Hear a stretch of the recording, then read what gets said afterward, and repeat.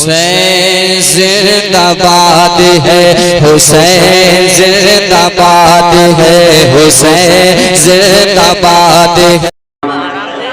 الذي خلق الإنسان وعلمه البيان والصلاة والسلام على رسوله سيد الإنس والجان وعلى آله وأصحابه ذوي الخير والإحسان أما بعد فأعوذ بالله من الشيطان الرجيم بسم الله الرحمن الرحيم من المؤمنين رجال صدقوا ما عاهدوا الله عليه صدق اللہ مولانا العظیم۔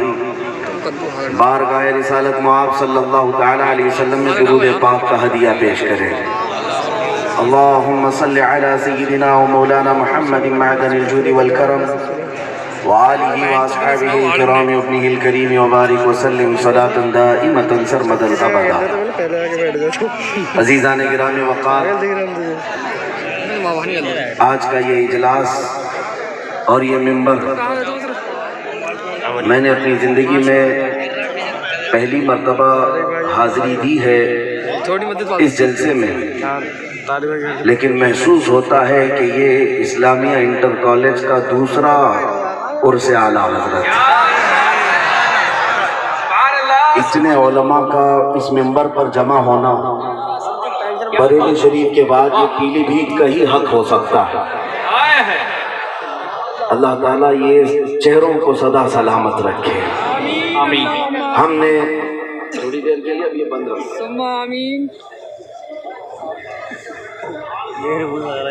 سارے نذرانے انشاءاللہ رضا رسول صاحب کے قدموں میں ہوں گے۔ ہم تو یہاں پر عارضی طور پر آپ کے پاس آئے ہیں۔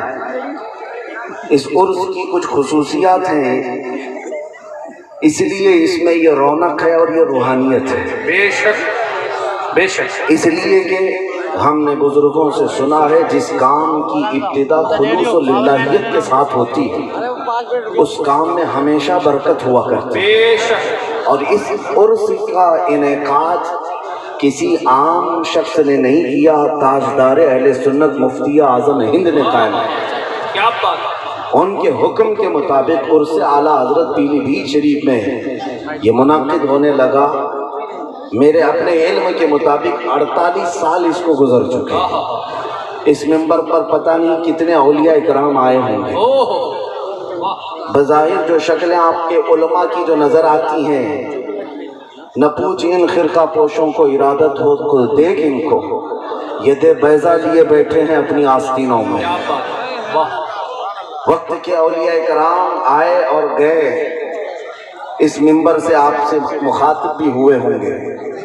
اللہ تعالیٰ اس منبر کو ہمیشہ سلامت رکھے، آمین۔ اور دوسری بات یہ ہے کہ اتنے بڑے بڑے علماء یہاں پر بیٹھے ہوئے ہیں، ان کے بیچ میں مجھ جیسے بونے آدمی کو بٹھایا گیا ہے۔ میری عمر تو ابھی ان سب سے شرف تلمذ حاصل کرنے کی ہے، طالب علمی کا زمانہ ہے میرا ابھی بھی، لیکن علماء کے ساتھ بٹھایا گیا۔ مجھے ایک عجیب سا احساس ہو رہا تھا، لیکن ساتھ میں بیٹھنے کے بعد یہ یقین اور بڑھ جاتا ہے کہ جس کے دائیں بائیں آل رسول اور نائب رسول ہوں، انشاءاللہ اب دنیا کی باطل طاقتیں اس کا کچھ نہ بگاڑ۔ ویسے تو میں میدان میں اترنے کے لیے ہمیشہ تیار رہتا، لیکن جب علماء کو آس پاس دیکھتے ہیں تو ہمت میں 100 گنا اضافہ ہوتا ہے، حوصلوں میں اور اضافہ ہوتا ہے، اور ان علماء اور سادات کا سایہ ہم پر ہمیشہ قائم رہے۔ یہاں پر موجود وہ علماء موجود ہیں جن کے سامنے میری عمر بھی، علم بھی بہت تھوڑا سا ہے، ان کے فیوض سے اللہ تعالیٰ مجھے بھی مالا مال فرمائے۔ تیسری ایک بات اور، میں اپنی تقریر شروع کرتا ہوں اس سے پہلے ناظم اجلاس ہیں یا پھر آپ کے مولین خاص ہیں جنہوں نے سپاس نامہ پڑھا یا پھر ہمارے متعلق جو بیان کیا، بہرحال انہوں نے میری ایک گمشدہ زندگی کو بیان کیا ہوگا، ورنہ من آنم کے من دانم.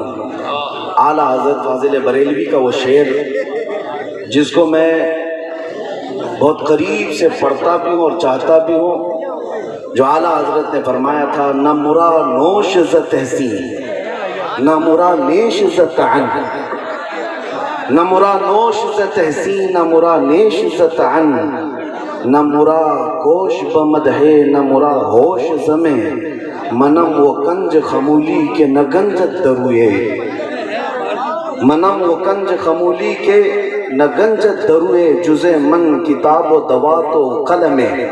اعلیٰ حضرت فرماتے ہیں کہ مجھے کسی کی تعریف سے کوئی غرض نہیں اور کسی کی برائی کرنے کی پرواہ بھی نہیں. ہم نہ کسی کی تعریف کے خواستگار اور نہ کسی کی مذمت سے ہم خائف. اعلیٰ حضرت کا یہ مشن یہ تھا کہ ہمارا مذہب، ہمارا مسلک تو یہ ہو کہ اگر میرے رسول راضی ہیں تو میری پوری کائنات، نبی پاک صلی اللہ علیہ وسلم راضی ہوں. بہرحال میں برائی نہیں کر رہا ہوں، لیکن یہ منبر ہے صاحب عرس کی سیرت بیان کرنے کا. مجھ جیسے کو اگر یہاں پر بیان کیا گیا ہے تو میرے عزیزو، یہ انعام و اکرام میں سمجھ کر کے اس کو رکھ لیتا ہوں، اور یہاں سے جو کچھ بھی عطا کیا گیا ہے اللہ تعالیٰ اسے مجھے سنبھالنے کی توفیق عطا فرمائے. آئیں میں آپ کے سامنے یہ بات عرض کروں کہ قرآن کچھ لوگوں کے متعلق کہتا ہے کہ انہوں نے اللہ سے کیا ہوا وعدہ پورا کر دیا. اللہ سے کیا ہوا وعدہ پورا کر دیا. وہ کون لوگ ہیں؟ رجال صدقوا ما عاہدوا اللہ علیہ. اللہ سے کیا ہوا وعدہ تم سب نے بھی کیا، ہم سب نے بھی کیا ہے. اللہ سے کیا ہوا وعدہ پورا کرنے کا مطلب یہ ہے کہ اس رب ذوالجلال نے یوم میثاق میں ارواح سے، تمام کی روحوں سے یہ پوچھا تھا: الست بربکم، کیا میں تمہارا رب نہیں ہوں؟ سبوں نے جواب دیا تھا: بلا وربنا، کیوں نہیں، تو ہمارا رب ہے. یہ اللہ سے کیا ہوا وعدہ ہے، اور اس رب کی رضا کے ساتھ دنیا میں زندگی گزارا تو گویا کہ اس نے اپنے رب سے کیا ہوا وعدہ دنیا میں بھی پورا کیا. یہ چند ہی لوگ ہوتے ہیں، چند ہی لوگ ہوتے ہیں جو اللہ تعالیٰ سے کیا ہوا وعدہ دنیا میں بھی نبھا کر کے جاتے ہیں. میرے عزیزو، انہی اشخاص میں ہم نے حضور امانت اعلیٰ حضرت علامہ قاری امانت رسول صاحب قبلہ کی زندگی کو دیکھتے ہیں، جن کی زندگی کو میں نے جتنا محسوس کیا یا دیکھا، بس ایک پیر کی حیثیت سے نہیں دیکھا بلکہ ایک عاشق رسول کی حیثیت سے دیکھا. اللہ تعالیٰ نے اسم با مسمہ بنایا تھا، اور ان کے والد سرکار مفتی اعظم ہند رحمۃ اللہ تعالیٰ علیہ کی دعا سے اگر نام امانت رسول رکھا تھا تو زندگی بھر انہوں نے رسول اللہ کی امانت کو اپنے سینے سے سجائے رکھا. بہت اچھا حضرت، ماشاءاللہ، زندگی بھر. اور یہی اصل زندگی ہے، یہی اصل زندگی ہے. مصطفیٰ کریم کی امانتیں تم سب کے پاس بھی ہیں، وہ نبی پاک کی سنتیں ہیں، وہ نبی پاک کے اخلاق و کردار ہیں. اگر ان امانتوں کی حفاظت کرو گے تو اس عرس میں آیا ہوا ہر زائر امانت رسول بن کر کے جائے. بہت اچھا حضرت. ہر زائر اگر یہ وعدہ کرے کہ میرے پاس حضور کی جو امانت ہے وہ حضور کی سیرت ہے، حضور پاک کے اخلاق ہے، نبی پاک کی سیرت، ان کے اخلاق و کردار امانت ہے. اگر اس امانت کو تم نے زندگی میں پورا کر دیا تو میرے عزیزو، ایک امانت رسول کا عرس ہو رہا ہے، کل کو ہر امانت رسول کا عرس ہوگا، سب امانت رسول ہوں گے. اللہ تعالیٰ اسم با مسمہ جس طرح انہیں بنایا، ان کے عرس کی برکت سے ہمیں بھی امانتیں سنبھالنے کی توفیق عطا کرے. بہت اچھا حضرت. میرے عزیزوں، میں یہاں پر تقریر زیادہ کرنے کے لیے حاضر نہیں آیا. بڑے بڑے علماء یہاں موجود ہیں، بڑے بڑے خطبہ مقررین. یوں ہی سمجھ لیں عرس اعلیٰ حضرت میں بریلی شریف میں کون سا مقرر نہیں آتا جو ممبر پر بیٹھتا نہ ہو. اور ہر ایک تقریر کے جوہر دکھانے نہیں، اعلیٰ حضرت کا فیض اٹھانے آتا ہے. ہر ایک اکتساب فیض کے لیے آتا ہے. وہی صورت یہاں پر بھی نظر آتی ہے. عظیم خطبہ کو میں نے دیکھا مولانا عمران حنفی صاحب بیان کر رہے تھے، یہ تو اتنے سینئر ہیں کہ ہم ابھی ہماری داڑھی مونچھ بھی نہیں تھی جب ان کی تقریریں سنتے تھے۔ میرے عزیزوں، بڑے بڑے پائے کے علامہ سید کفیل ہاشمی صاحب، یہ وہ علماء ہیں جو ہمارے اساتذہ سے بھی عمر میں بڑے ہیں۔ سبحان اللہ سبحان اللہ۔ لہٰذا میں یہاں پر جو حاضر آیا ہوں وہ صرف فیض کی چند چھینٹیں اپنے دامن میں لے جانے آیا ہوں، اس لیے کہ اب میں ایک بات کا ازالہ بھی کر دوں، وضاحت بھی کر دوں۔ شاید حضرت علامہ مولانا رضا رسول صاحب، اللہ تعالیٰ ان کے اقبال بلند کرے، آمین آمین ماشاء اللہ۔ عرس 48 سال سے چلتا آ رہا ہے، لیکن اس عرس میں مجھے بلا کر شاید وہ تھوڑا بہت تو ڈگمگا گئے ہوں گے، اسی لیے نہیں کہہ رہا ہوں کہ گھبرا گئے ہوں گے۔ حالات ایسے ہیں کہ انہیں پتا ہوگا، کچھ لوگوں نے ہماری امیج ایسی بنائی ہے کہ یہ کٹر واد ہے، یہ بھڑکاؤ باتیں کرتے ہیں۔ ہاں، بہت سارے لوگ صرف یہی چیز دیکھنے کے لیے آتے ہیں۔ میرے عزیزوں، ہماری پوری ہسٹری موجود ہے، ہماری پوری تاریخ موجود ہے۔ ہم اس شہر میں یا اس وطن میں مہمان بن کر کے نہیں آئے۔ ہاں، یہ ہمارا اپنا دیش ہے، ہمارا اپنا وطن ہے، اس سے ویسے ہی لگاؤ ہے۔ ہمارے لوگوں نے اگر یہ امیج بنا رکھی ہے تو دماغ تھوڑا صاف کر لو۔ اگر ہمارا دماغ کہیں گرم ہوتا ہے یا سخت بولتے ہیں تو صرف اسی جگہ پر جہاں میرے مصطفیٰ کے خلاف کوئی انگلی اٹھاتا ہے۔ کیا بات ہے! نعرہ تکبیر، نعرہ رسالت، مسلک اعلیٰ حضرت، عرس اعلیٰ حضرت، آل انڈیا مفتی اعظم ہند کانفرنس، عرس امانت اعلیٰ حضرت۔ سبحان اللہ۔ باقی میں سب سے کہتا ہوں، گالی دینا ہے مجھے دے لو، کوسنا ہے مجھے کوسو، برا کہنا ہے مجھے کہو، انشاءاللہ العزیز صبر کر لے جاؤں گا، تمہارا جواب نہیں دوں گا۔ مجھے جتنی گالیاں دے سکتے ہو دے لو، لیکن قسم خدا کی اگر میرے مصطفیٰ کی طرف انگلی بھی اٹھائے تو جان اگر باقی ہے تو ہم جواب دے کر کے رہیں گے۔ اس لیے نہیں کہ صرف اور صرف یہ جذبات کی بات ہے، اس لیے کہ یہ ہماری جان سے زیادہ بڑھ کر کے معاملہ ہے۔ دنیا کو یہ معلوم ہونا چاہیے کہ ہم اگر اس کائنات میں سب سے زیادہ کسی سے محبت کرتے ہیں تو وہ اللہ کے حبیب مصطفیٰ کریم کی ذات ہے، حضور پاک کی ذات ہے، اور وہی ہمارے جذبات ہیں۔ اور اگر یہ بات بھی سن لیں، کوئی اگر یہ کہتا ہے نبی پاک صلی اللہ علیہ وسلم کی شان میں کوئی بھونکتا ہے تو بھونکنے تو آپ کو کیا فرق پڑتا ہے؟ آپ کو کیا فرق پڑتا ہے؟ میں کہتا ہوں ہم اتنے بے غیرت نہیں ہوئے، تم تو اپنی بیوی کو چھیڑو تو اچھل جاتے ہو۔ ہاں، تم تو اپنی بہن اور ماں کے خلاف نہیں سننا چاہتے۔ ہمارا حال یہ ہے کہ کروڑوں ماؤں سے زیادہ ہم اپنے مصطفیٰ سے محبت کرتے ہیں۔ نبی پاک صلی اللہ علیہ وسلم سے محبت کی بات ہے، اس وجہ سے ہم کبھی جواب دینے میں سخت لہجہ استعمال کرتے، اس کے باوجود قانون کے دائرے میں رہ کر کے کرتے ہیں۔ یہ تو ہمارے اخلاق کی بات ہے، جو اسلام نے ہمیں تمیز سکھائی ہے، جو اسلام نے ہمیں اخلاق سکھایا ہے، اس دائرے میں رہ کر کے بات کرتے ہیں۔ اور انشاءاللہ العزیز بوٹیاں 1000 کر لو، لیکن ہر ٹکڑا میرے مصطفیٰ کی حفاظت، ان کی عزت کی حفاظت کے لیے رہے گا۔ بہت اچھا حضرت، بہت ان کے ناموس کی حفاظت کے لیے انشاءاللہ۔ سبحان اللہ، زندہ باد زندہ باد۔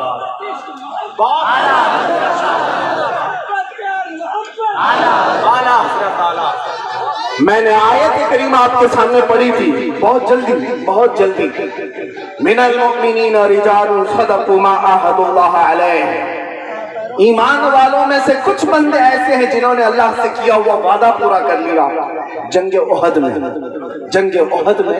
اسلام کی یہ دوسری بڑی جنگ ہے۔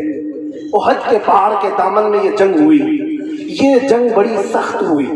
نبی پاک صلی اللہ علیہ وسلم اور ان کے صحابہ پر اتنی سختیاں آئی کہ 70 صحابہ اس جنگ میں شہید ہوئے تھے، 70 صحابہ، اور وہ بھی ٹاپ لیول کے صحابہ، بڑے بڑے صحابہ، اجلہ صحابہ۔ میں آپ کو ایک بات بتاؤں، اگر مولانا رضا رسول صاحب ایک مدرسہ چلاتے ہیں یا ایک تحریک یا تنظیم چلاتے ہیں تو معدود چند ان کے ارکان ہوں گے۔ 8-10 ارکان کو لے کر کے کوئی کمیٹی بنائی جاتی ہے، کمیٹی کے ممبر ہوتے ہیں۔ تنظیم کی ہو، تحریک کے ہو، مدرسے کے ہو، اسکول کے ہو، کمیٹی کے کچھ افراد ہوتے ہیں، ایک ساتھ اگر 4 لوگ ایک کمیٹی، ادارہ رک جائے گا۔ میرے عزیزو، دنیا کی بڑی بڑی تنظیموں کو میں نے دیکھا، ایک شخص مر گیا تو تنظیم ٹھنڈی پڑ گئی، ختم ہو گئے، انقلاب ختم ہو گئے۔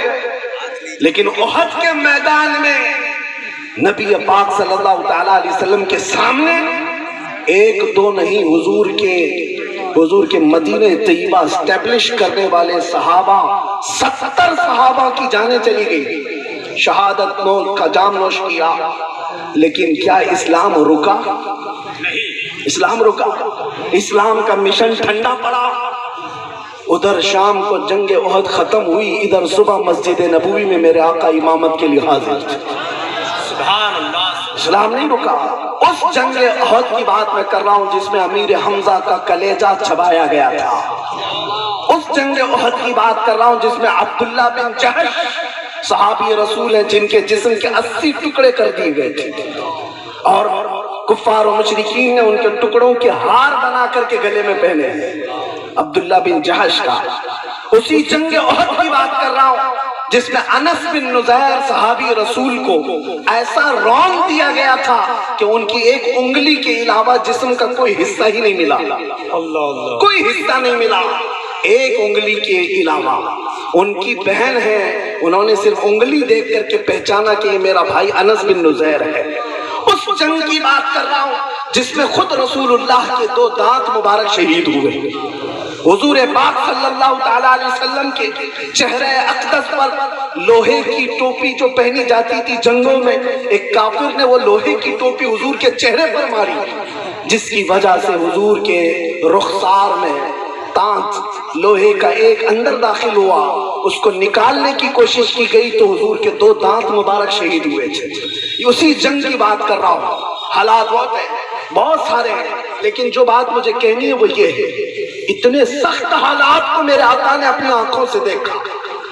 ہم میں سے کوئی ہو تو ایک ہمارا ساتھی مر جائے تو ہمارے تو جذبے ٹھنڈے پڑنے لگ جائے۔ نبی پاک صلی اللہ علیہ وسلم نے 70 صحابہ کی شہادت دیکھی، بلکہ سب کے جنازے پڑھائے، سب کی تدفین کیا۔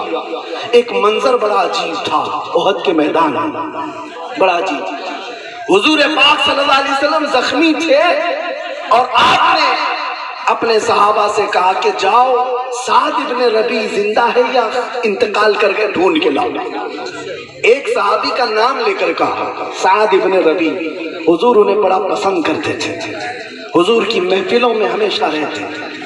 صحابہ نے جب حضور پاک صلی اللہ علیہ وسلم سے بات سنی تو سعد ابن ربی کو ڈھونڈنے کے لیے چلے۔ احد کے میدان میں لاشیں بہت ساری پڑی ہوئی تھی، بہت ساری لاشیں۔ سعد ابن ربی کا نام لے لے کر کے یہ صحابہ پکارتے رہے۔ ایک جگہ سے آواز آئی، ہاں میں زندہ ہوں، ہاں میں زندہ ہوں۔ صحابہ نے کئی لاشیں اٹھائی تو دیکھا سعد ابن ربی زخمی حالت میں پڑے ہوئے تھے۔ توجہ چاہتا ہوں نوجوان، میں اس پر گفتگو کو سمیٹ لوں گا۔ اور ایسے حالت تھی سعد ابن ربی کی کہ ان کے جسم پر 12 نیزے لگے ہوئے تھے، ان کا پیٹ پھٹ چکا تھا، زخمی حالت ایسی تھی کہ پیٹ پھٹ چکا، 12 نیزے لگے تھے، وہ اٹھ نہیں سکتے تھے، چل نہیں سکتے تھے، خون رس رہا تھا لیکن زبان ابھی چل رہی تھی۔ صحابہ سے پوچھا کیوں آئے؟ صحابہ نے کہا رسول اللہ نے تجھے یاد کیا۔ اتنا سننا تھا کہ وہ اپنے کہنیوں کے بل اٹھنے کی کوشش کی، جب نہ اٹھ سکے وہ میسج، آج کا میسج ہے سعد ابن ربی کا، آج کا میسج سن کر کے جو نہ اٹھ سکے تو آنے والے صحابہ سے کہا شاید میری زندگی بہت تھوڑی بچی ہے، میں رسول اللہ تک چل کر نہیں جا سکوں گا، اے میرے ساتھیو جاؤ میرا سلام پہنچا دینا، اللہ کے نبی کو میرا سلام پہنچا دینا۔ ایک تو نبی پاک کو سلام پہنچایا اور دوسرا میسج کیا دیا سنو، 12 نیزے لگے۔